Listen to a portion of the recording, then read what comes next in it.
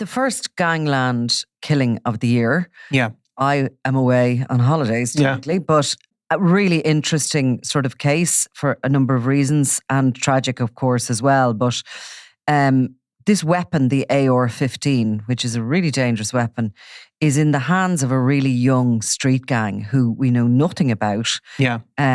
Seems that these weapons are so easily, got. Yeah. We think that the source of the weaponry was people connected to the Byrne organised crime group. Of course, Liam Byrne is in jail in the UK awaiting trial, along with his brother-in-law, Thomas Bomber Kavanagh, and others for weapons offences.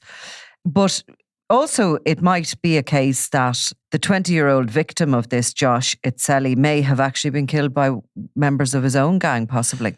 Yeah, I mean, I suppose that you're correct that this is a really high-powered weapon.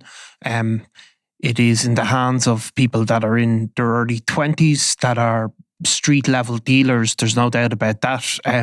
Seem to be Josh Itseli himself was facing charges in connection with a 30,000 euro seizure of cocaine. That's quite a lot. Yeah, so it's quite a lot, and they're suspected of being heavily involved in the crack cocaine trade, mostly in the South Inner City. Street dealers, street dealers of, street suppliers, street wholesalers, not importation, not wholesaling around the country, really controlling kind of that street level drugs trade. But so they have obviously access to this weapon, which is, it's true that, they got it, but not everybody can get these weapons. That's the other reality, that you do have to have connections to sort of major crime groups, because they're not easily available. They are available for people involved in organised criminality.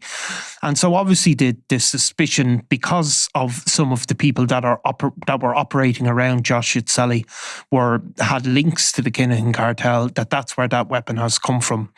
As you said, kind of on a more localised level than the Kinahan cartel, because I think that is now, to describe the leadership really in Dubai. This is kind of this is the final. This is as it all rolls downstream. Exactly. This is where it gets to, and it rolls downstream to this very chaotic murder.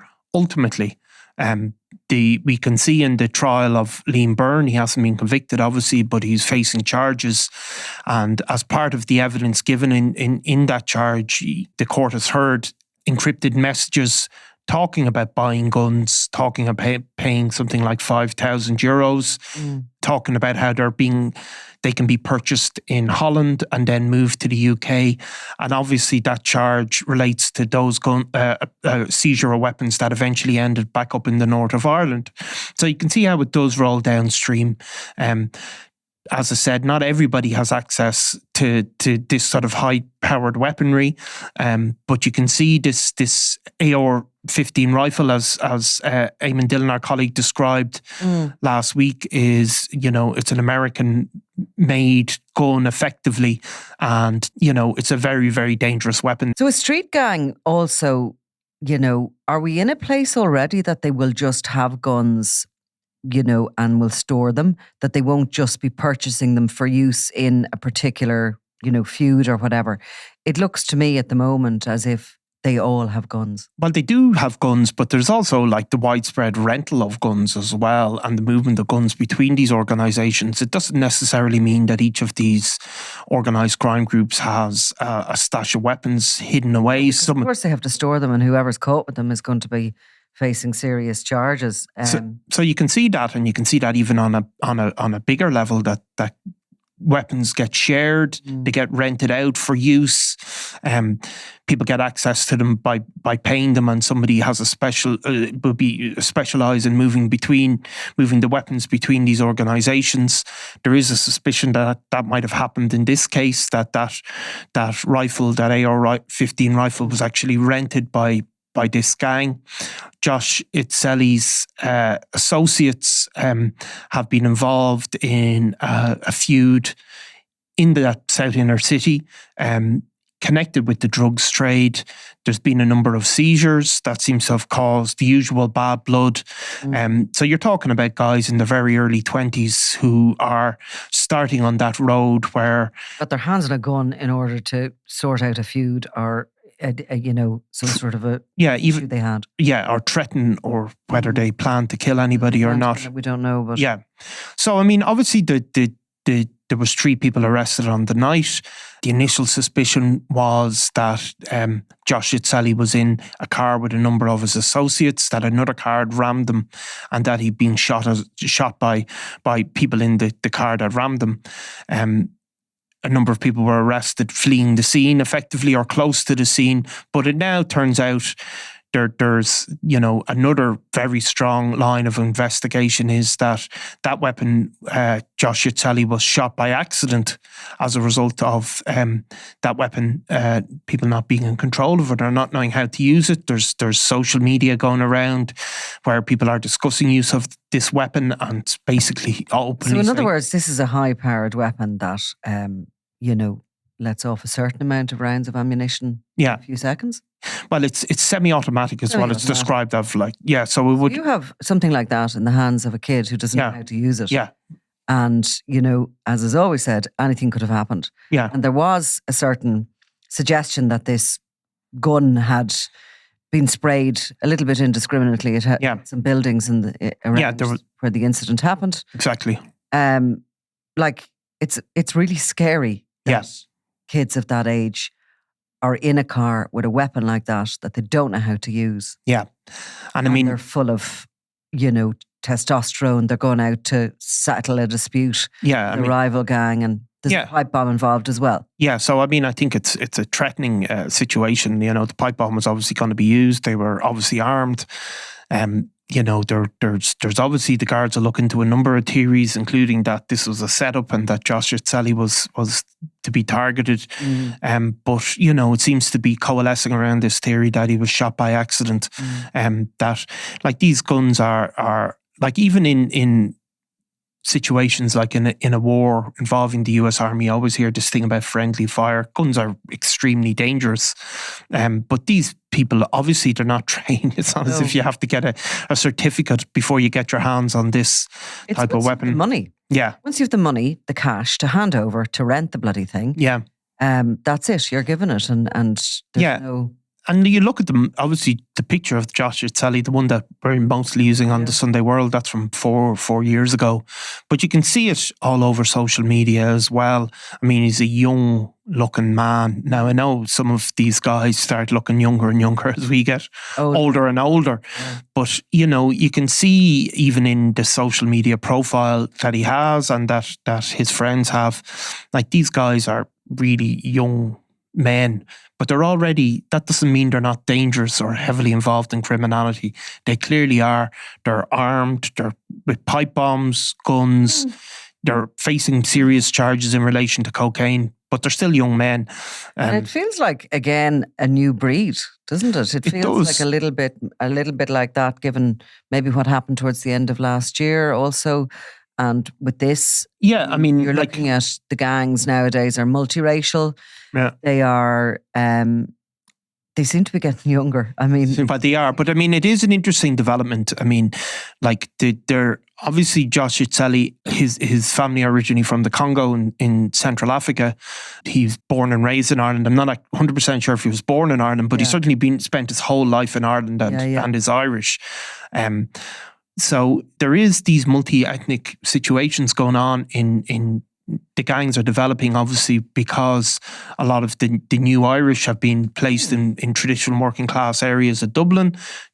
The drugs trade, the weapons trade, these things, they don't discriminate. I mean, we've seen that again and again when it comes to... I suppose there was this kind of move towards gangs of... Ethnicity. Now, and I mean, I don't know whether Ireland is big enough for that. I mean, is it? You're talking about, yardie gangs, etc., in the UK and taking over certain, taking control of certain aspects of criminality, be it, supply of weapons, be it, a trade in a particular drug.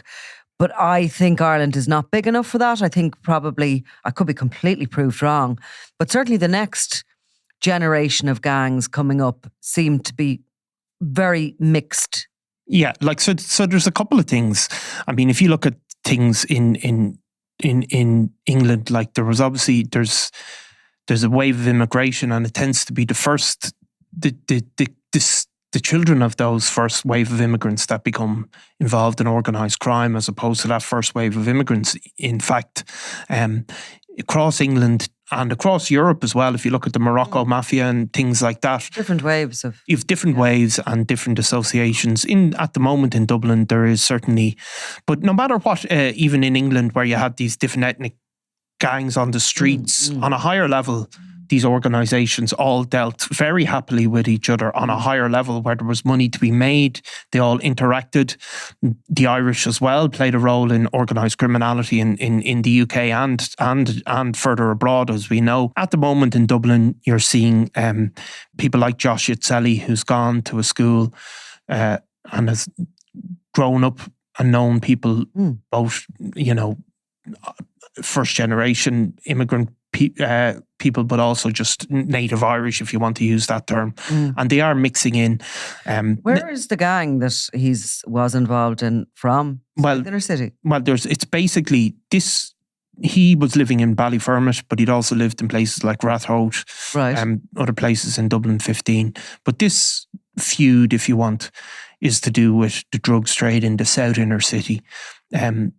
Part of it is to do with the crack cocaine trade in places like Ballyfermot and other areas kind of in near the canals, I suppose, in the south inner city. Along down as far as the area around Oliver Bond. Yes. We have regular contact from concerned people down around there complaining about the kind of the crack dealing that goes on. Yeah. Of course, a lot of people taking crack are people who are poly drug users. They'll take anything that they can get their hands on.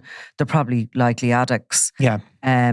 But there does seem to be an increasing sale of crack on the streets. In very small sections of the city, there is a big problem with crack cocaine.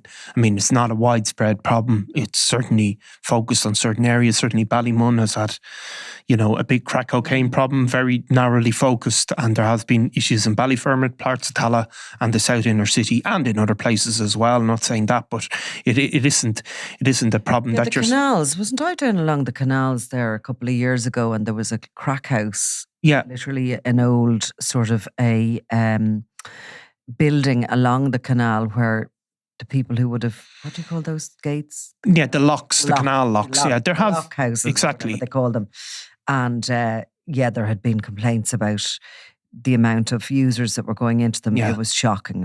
It was unbelievable. It was a damp, grim, dismal ruin of a building that was clearly being used day and night. Yeah, I mean, crack cocaine everywhere, and very, very highly addictive drug.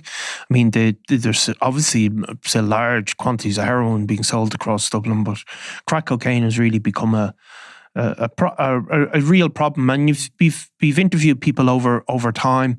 In a way, it doesn't get as much publicity as other things because of where it's focused on these areas, but. Yeah, so I mean, it's the first gangland murder of the year. I mean, now, will it or could it be considered if the gun went off accidentally? I know you're not supposed to have a gun in the first place, but is that murder? Well, I suppose it's a murder investigation at the moment. It's not a murder. I know it's a murder investigation. Yeah, I'm talking about let's move it forward and hypothetically, if this gun went off accidentally. Well, is it murder? Is it manslaughter? No, it's definitely not murder. I mean, if the gun goes off accidentally, it's not murder. And we saw that recently with a case in Finglas where a guy shot his sister. He had been involved in a feud with the Flashy organisation.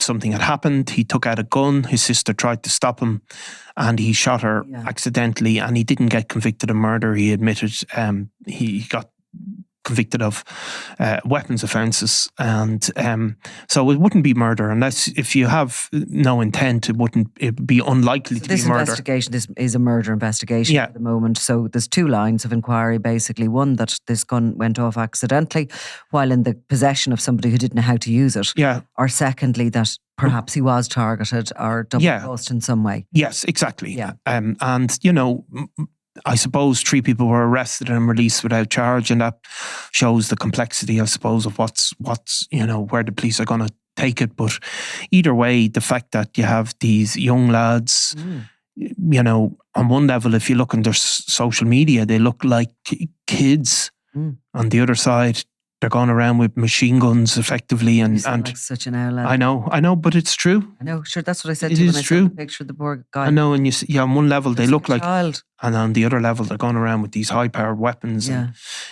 throwing pipe bombs and, having tens of thousands of euros worth of drugs. So that is the real problem with gangland in any country, is the people that get sucked in. I mean, it's and it is always the lower levels, really, that this kind of stuff, mostly that this kind of stuff happens in. Obviously, there are more significant figures in gangland who are often targeted usually because they've gone out of control or there's a power grab. Yeah. But it's really at the sort of the lower levels, the foot soldiers, that things can get really dirty and lives can be lost. Yeah. Quickly. Yeah, and I mean, look, we spoke to a cousin of Josh Itseli's, and she described how, they weren't aware of anything and they just didn't know that he was mixed up in all of this. And again, look, there's a grieving family left behind, and that is tragic. But,